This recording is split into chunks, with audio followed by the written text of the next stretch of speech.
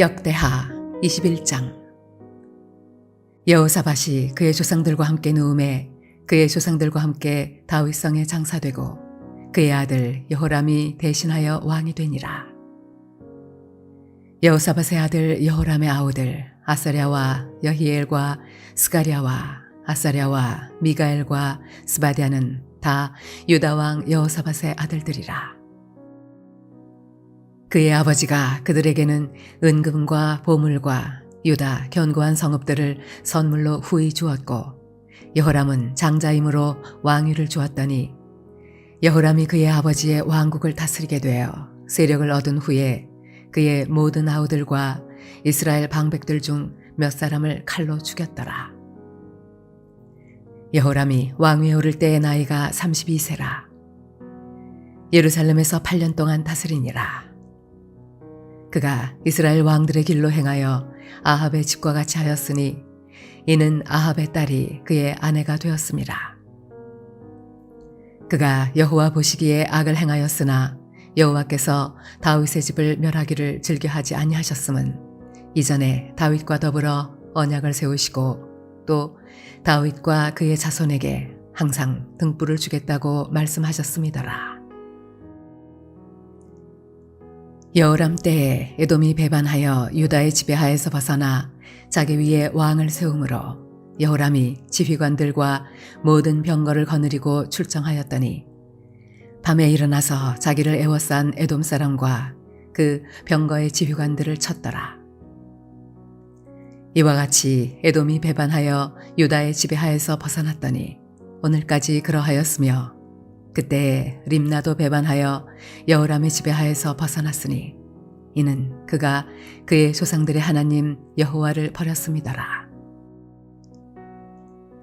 여호람이 또 유다 여러 산에 산당을 세워 예루살렘 주민으로 음행하게 하고 또 유다를 미혹하게 하였으므로 선지자 엘리야가 여호람에게 글을 보내어 이르되 왕의 조상 다윗의 하나님 여호와께서 이같이 말씀하시기를 내가 내 아비 여호사밧의 길과 유다 왕 아사의 길로 행하지 아니하고 오직 이스라엘 왕들의 길로 행하여 유다와 예루살렘 주민들이 음행하게 하기를 아합의 집이 음행하듯 하며 또 내 아비 집에서 너보다 착한 아우들을 죽였으니 여호와가 내 백성과 내 자녀들과 내 아내들과 내 모든 재물을 큰 재앙으로 치시리라. 또 너는 창자의 중병이 들고 그 병이 날로 중하여 창자가 빠져나오리라 하셨다 하였더라. 여호와께서 블레셋 사람들과 구스에서 가까운 아라비아 사람들의 마음을 격동시키사 여호람을 치게 하셨으므로 그들이 올라와서 유다를 침략하여 왕궁의 모든 재물과 그의 아들들과 아내들을 탈취하였으므로 막내 아들 여호아하스 외에는 한 아들도 남지 아니하였더라.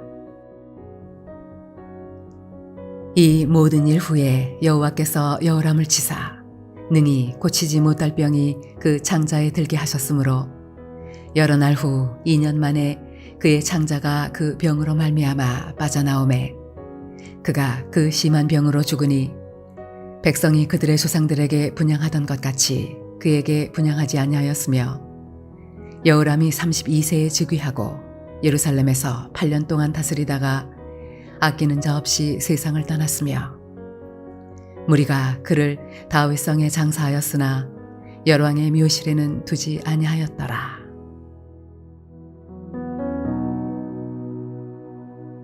할렐루야. 오늘도 하나님께서 말씀 가운데 주시는 은혜를 붙잡고 하루를 승리하는 저와 여러분 되길 주님의 이름으로 축원합니다.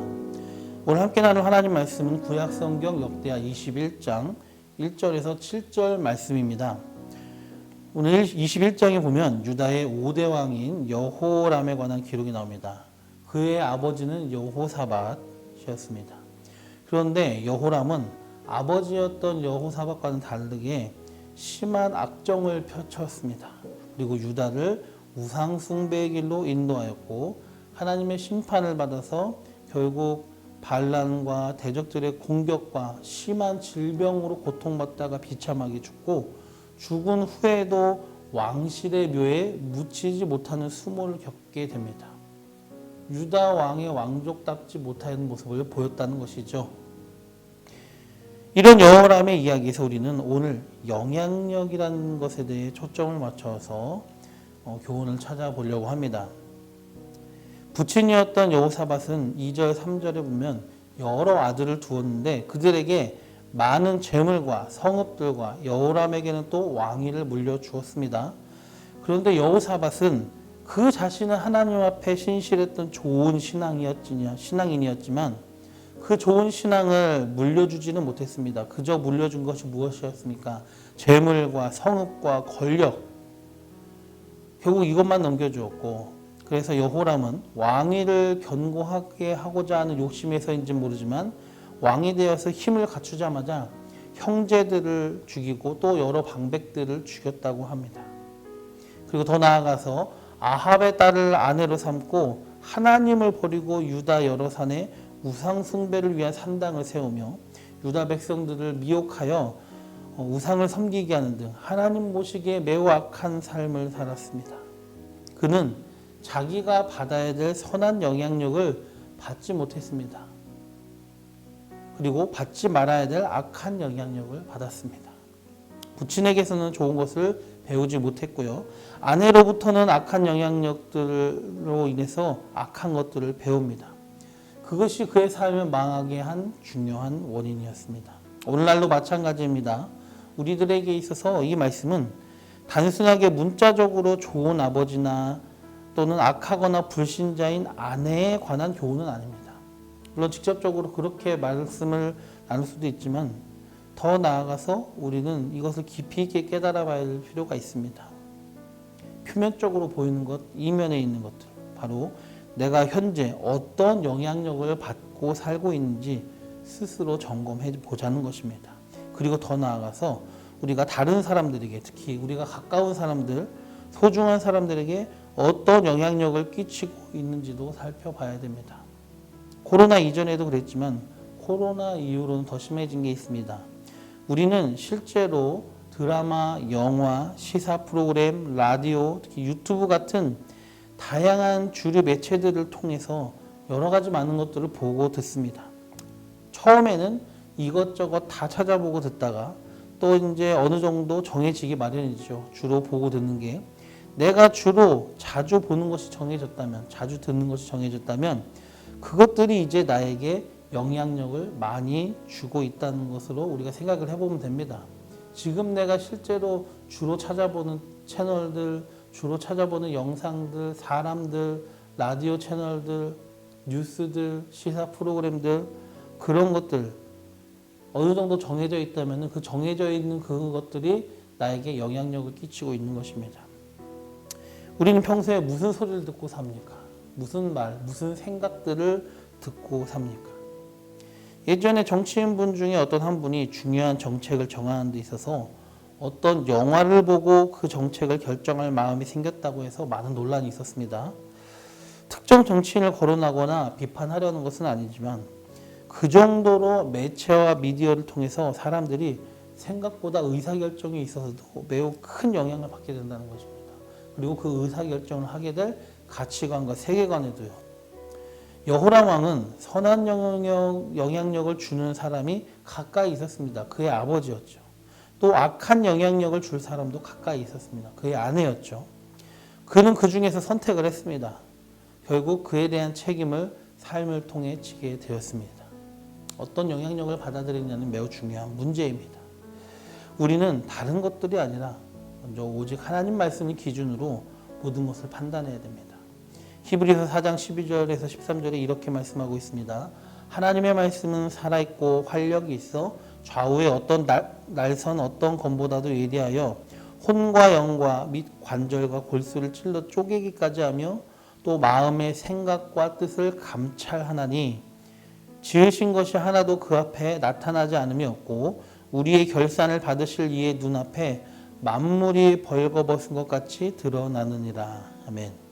하나님의 말씀은 모든 것을 감찰하고 판단하며 만물이 그 말씀 앞에 다 드러난다는 얘기입니다.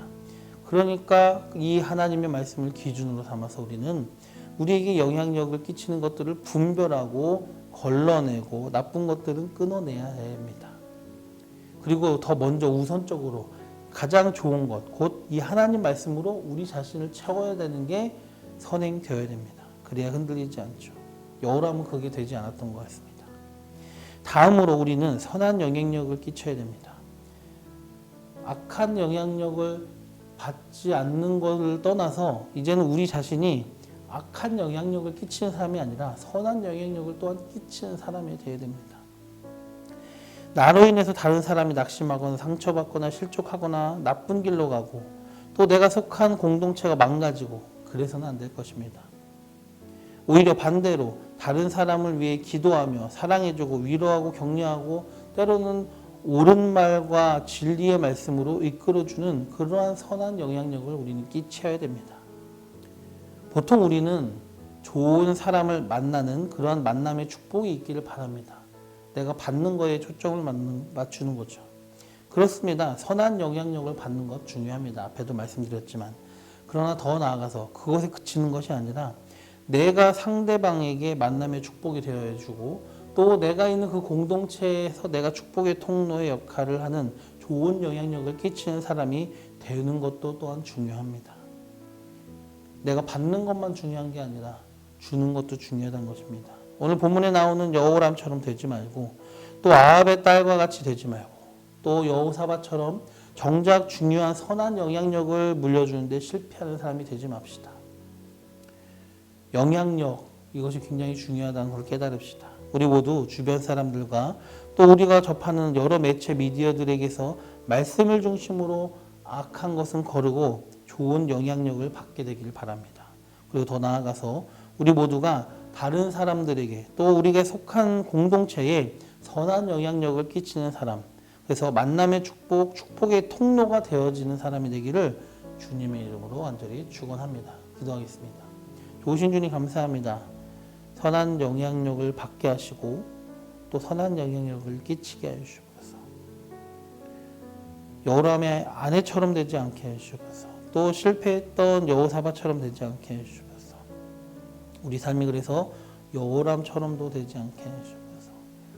선한 영향력을 주고받는 그러한 선한 공동체를 만들어가는 우리 모든 물레동교회 성도들 되기를 간절히 원하며 예수님의 이름으로 기도드리옵나이다.